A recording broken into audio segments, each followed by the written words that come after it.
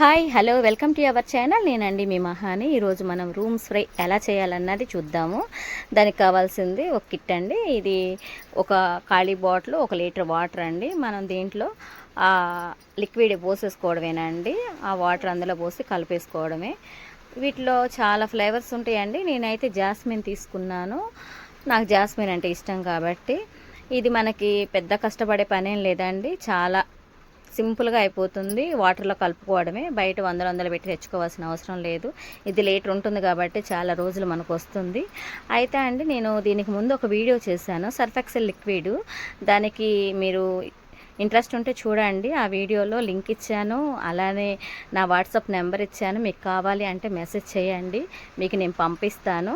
లేదు అంటే అమెజాన్లో దొరుకుతాయండి, మీరు ఒకసారి వెళ్ళి చెక్ చేయండి.